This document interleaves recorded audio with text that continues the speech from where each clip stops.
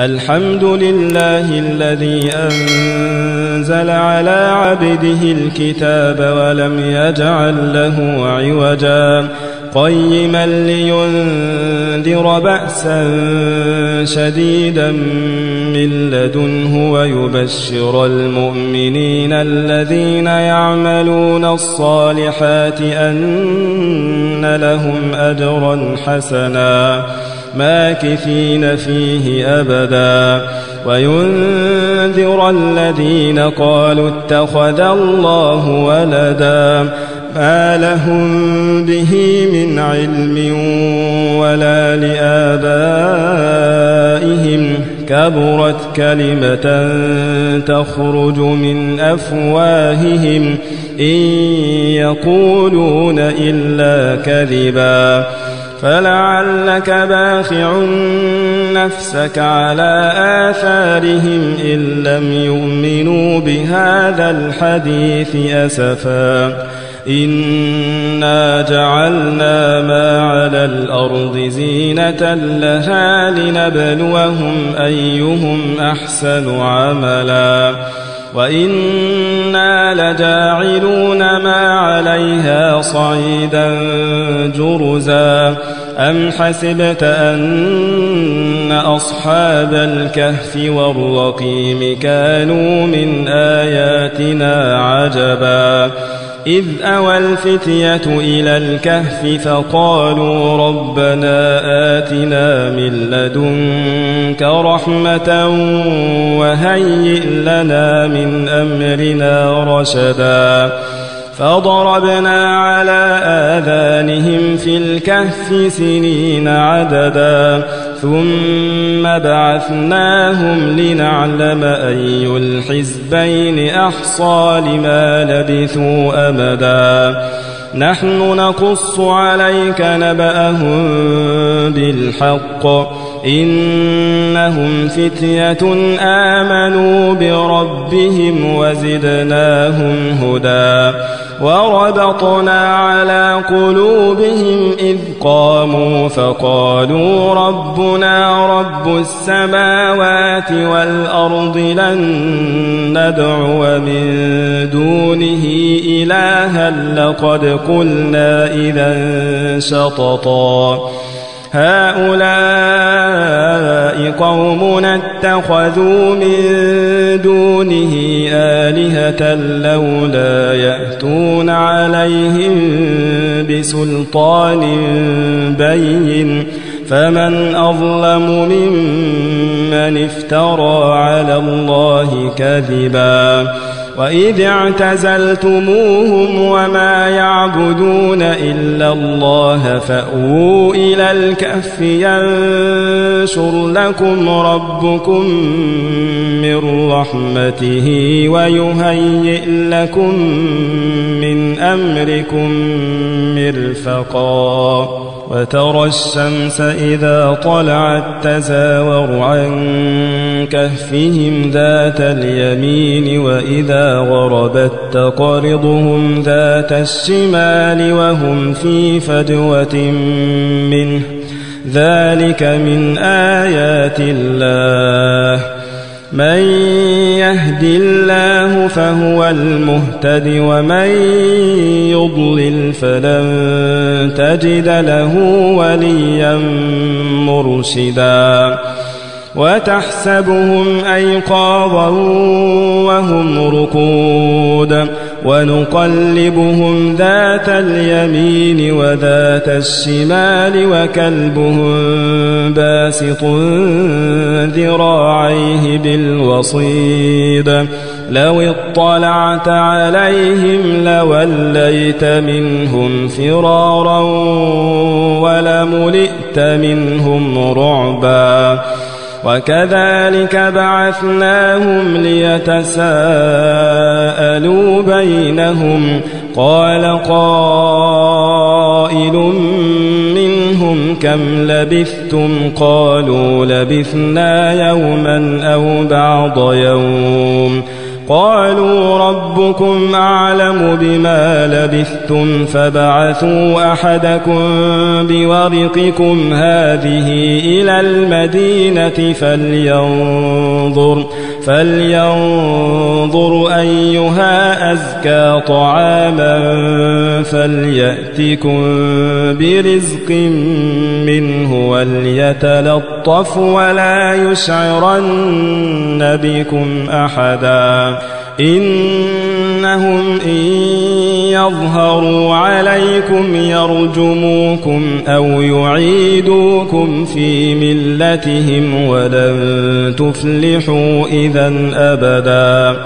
وكذلك أعثرنا عليهم ليعلموا أن وعد الله حق وأن الساعة لا ريب فيها إذ يتنازعون بينهم أمرهم فقالوا بنوا عليهم بنيانا ربهم أعلم بهم قال الذين غلبوا على أمرهم لنتخذن عليهم مسجدا سيقولون ثلاثة رابعهم كلبهم ويقولون خمسة سادسهم كلبهم رجما بالغيب ويقولون سبعة وثامنهم كلبهم قل ربي أعلم بعدتهم ما يعلمهم إلا قليل فلا تمار فيهم إلا مراء ظاهرا ولا تستفت فيهم منهم أحدا ولا تقولن لشيء إني فاعل ذلك غدا إلا أن يشاء الله واذكر ربك إذا نسيت وقل عسى أن يهديني ربي لأقرب من هذا رشدا ولبثوا في كهفهم 300 سنين وازدادوا 9 قل الله أعلم بما لبثوا له غيب السماوات والأرض أبصر به وأسمع ما لهم من دونه من ولي ولا يشرك في حكمه أحدا واتل ما أوحي إليك من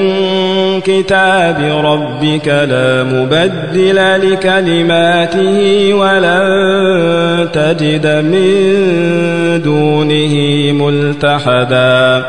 واصبر نفسك مع الذين يدعون ربهم بالغداة والعشي يريدون وجهه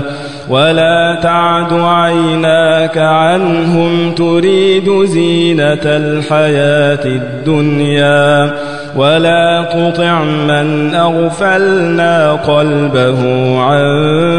ذكرنا واتبع هواه وكان أمره فرطا وقل الحق من ربكم فمن شاء فليؤمن ومن شاء فليكفر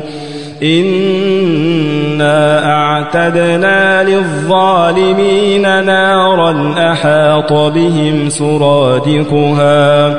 وإن يستغيثوا يغاثوا بماء كالمهل يشوي الوجوه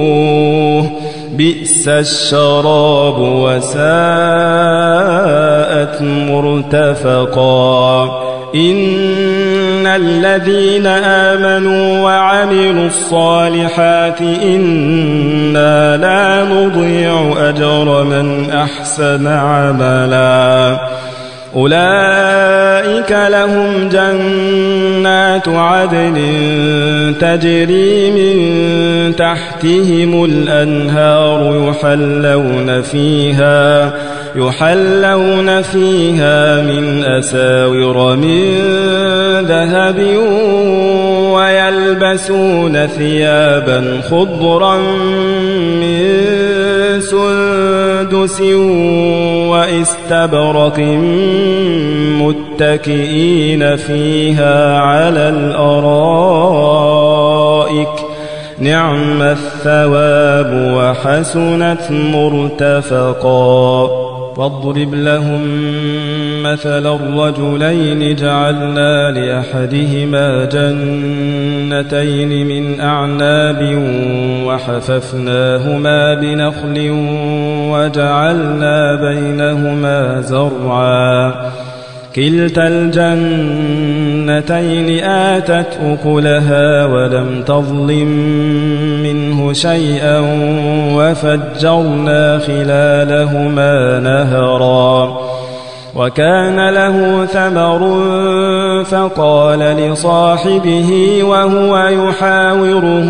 أنا أكثر منك مالا وأعز نفرا ودخل جنته وهو ظالم لنفسه قال ما أظن أن تبيد هذه أبدا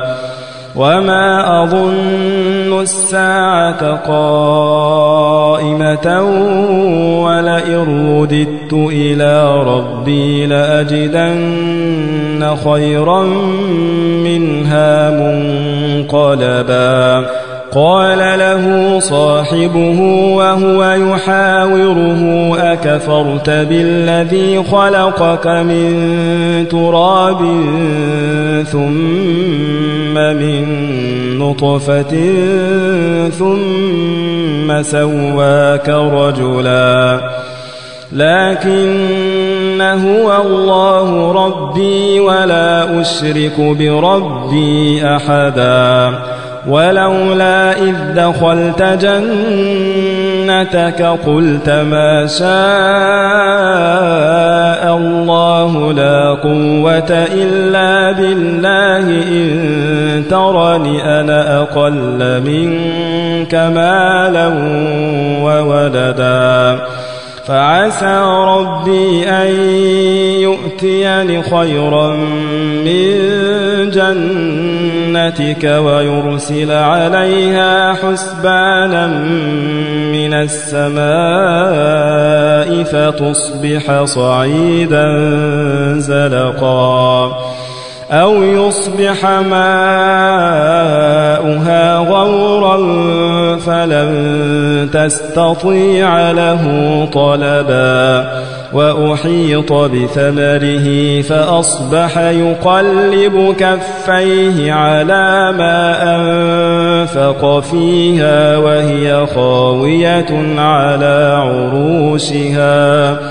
وهي خاوية على عروشها ويقول يا ليتني لم أشرك بربي أحدا ولم تكن له فئة ينصرونه من دون الله وما كان منتصرا هنالك الولاية لله الحق هو خير ثوابا وخير عقبا واضرب لهم مثل الحياة الدنيا كماء إن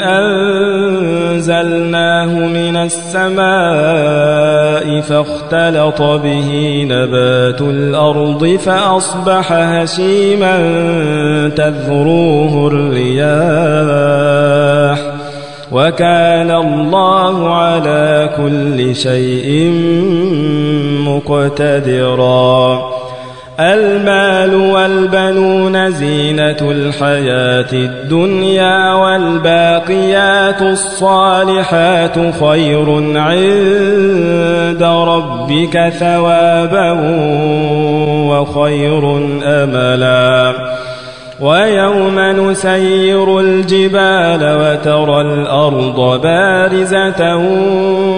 وحشرناهم فلم نغادر منهم أحدا وعرضوا على ربك صفا لقد جئتمونا كما خلقناكم أول مرة بل زعمتم أن لن نجعل لكم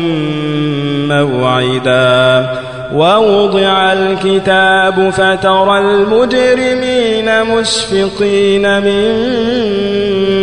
فيه ويقولون يا ويلتنا ما لهذا الكتاب لا يغادر صغيرة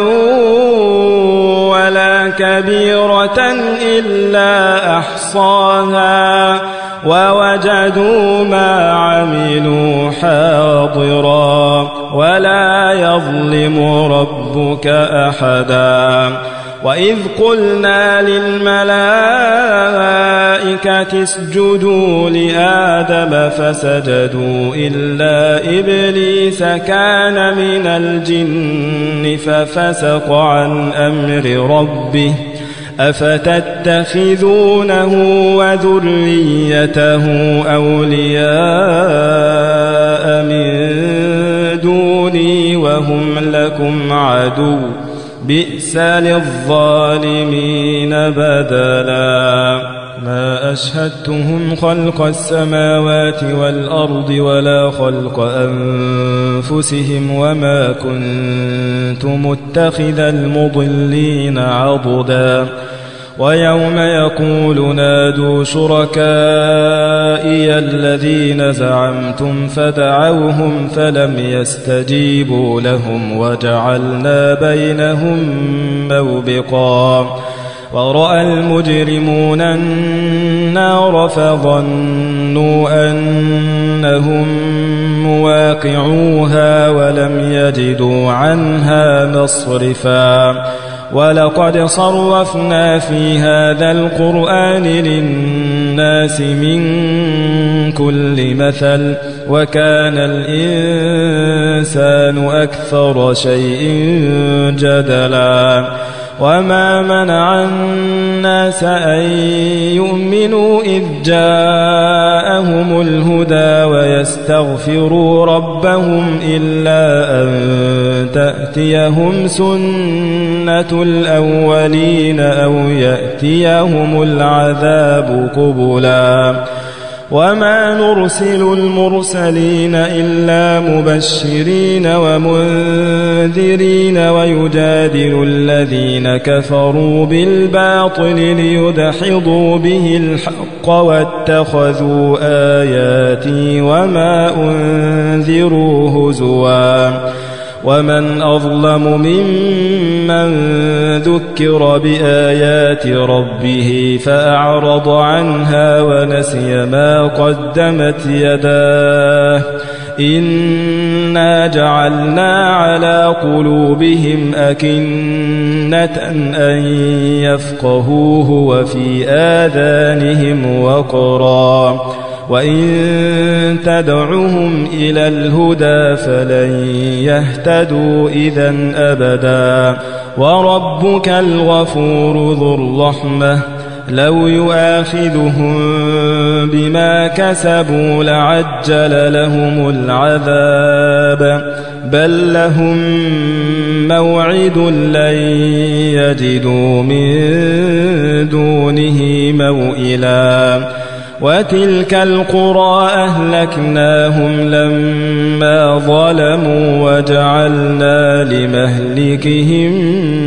موعدا وإذ قال موسى لفتاه لا أبرح حتى أبلغ مجمع البحرين أو أمضي حقبا فلما بلغا مجمع بينهما نسيا حوتهما فاتخذ سبيله في البحر سربا فلما جاوزا قال لفتاه آتنا غداءنا لقد لقينا من سفرنا هذا نصبا قال أرأيت إذ أوينا إلى الصخرة فإني نسيت الحوت وما أنسانيه إلا الشيطان أن أذكره واتخذ سبيله في البحر عجبا قال ذلك ما كنا نبغي فارتدا على آثارهما قصصا فوجدا عبدا من عبادنا آتيناه رحمة من عندنا وعلمناه من لدنا علما قال له موسى هل أتبعك على أن تعلمني مما علمت رشدا قال إنك لن تستطيع معي صبرا وكيف تصبر على ما لم تحط به خبرا قال ستجدني إن شاء الله صابرا ولا أعصي لك أمرا قال فإن اتبعتني فلا تسألني عن شيء حتى أحدث لك منه ذكرا فانطلقا حتى إذا ركبا في السفينة خرقها قال أخرقتها لتغرق أهلها لقد جئت شيئا إمرا قال ألم أقل إنك لن تستطيع معي صبرا قال لا تؤاخذني بما نسيت ولا ترهقني من أمري عسرا فانطلقا حتى إذا لقيا غلاما فقتله قال أقتلت نفسا زكية بغير نفس لقد جئت شيئا نكرا قال ألم أقل لك إنك لن تستطيع معي صبرا قال إن سألتك عن شيء بعدها فلا تصاحبني قد بلغت من لدني عذرا فانطلقا حتى إذا أتيا أهل قرية استطعما أهلها فأبوا أن يضيفوهما فوجدا فيها جدارا يريد أن ينقض فأقامه قال لو شئت لاتخذت عليه أجرا قال هذا فراق بيني وبينك سأنبئك بتأويل ما لم تستطع عليه صبرا أما السفينة فكانت لمساكين يعملون في البحر فأردت أن أعيبها وكان وراءهم ملك يأخذ كل سفينة غصبا وأما الغلام فكان أبواه مؤمنين فخشينا أن يرهقهما طغيانا وكفرا فأردنا أن يبدلهما ربهما خيرا منه زكاة وأقرب رحما وأما الجدار فكان لغلامين يتيمين في المدينة وكان تحته كنز لهما وكان أبوهما صالحا وكان أبوهما صالحا فأراد ربك أن يبلغا أشدهما ويستخرجا كنزهما رحمة من ربك وما فعلته عن أمري ذلك تأويل ما لم تسطع عليه صبرا ويسألونك عن ذي القرنين قل سأتلو عليكم منه ذكرا إنا مكنا له في الأرض وآتيناه من كل شيء سببا فأتبع سببا حتى إذا بلغ مغرب الشمس وجدها تغرب في عين حمئة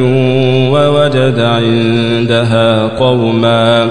قلنا يا ذا القرنين إما أن تعذب وإما أن تتخذ فيهم حسنا قال أما من ظلم فسوف نعذبه ثم يرد إلى ربه فيعذبه عذابا نكرا وأما من آمن وعمل صالحا فله جزاء الحسنى وسنقول له من أمرنا يسرا ثم أتبع سببا حتى إذا بلغ مطلع الشمس وجدها تطلع على قوم لم نجعل لهم من دونها سترا كذلك وقد أحطنا بما لديه خبرا ثم أتبع سببا حتى إذا بلغ بين السدين وجد من دونهما قوما لا يكادون يفقهون قولا قالوا يا ذا القرنين إن يأجوج ومأجوج مفسدون في الأرض فهل نجعل لك خرجا على أن تجعل بيننا وبينهم سدا قال ما مكني فيه ربي خير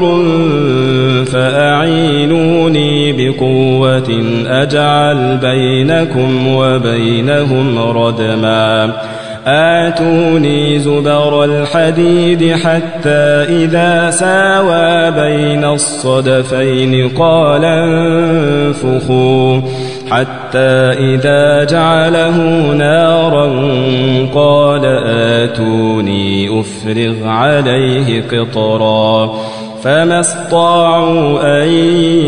يظهروه وما استطاعوا له نقبا قال هذا رحمة من ربي فإذا جاء وعد ربي جعله دكاء وكان وعد ربي حقا وتركنا بعضهم يومئذ يموج في بعض ونفخ في الصور فجمعناهم جمعا وعرضنا جهنم يومئذ للكافرين عرضا الذين كانت أعينهم في غطاء عن ذكري وكانوا لا يستطيعون سمعا أفحسب الذين كفروا أن يتخذوا عبادي من دوني أولياء إنا أعتدنا جهنم للكافرين نزلا قل هل ننبئكم بالأخسرين أعمالا الذين ضل سعيهم في الحياة الدنيا وهم يحسبون أنهم يحسنون صنعا أولئك الذين كفروا بآيات ربهم ولقائه فحبطت أعمالهم فلا نقيم لهم يوم القيامة وزنا ذلك جزاؤهم جهنم بما كفروا واتخذوا آياتي ورسلي هزوا إن الذين آمنوا وعملوا الصالحات كانت لهم جنات الفردوس نزلا خالدين فيها لا يبغون عنها حولا قل لو كان البحر مدادا لكلمات ربي لنفد البحر قبل أن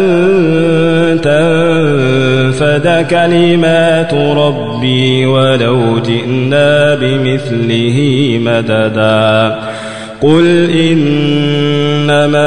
أنا بشر مثلكم يوحى إلي أنما إلهكم إله واحد فمن كان يرجو لقاء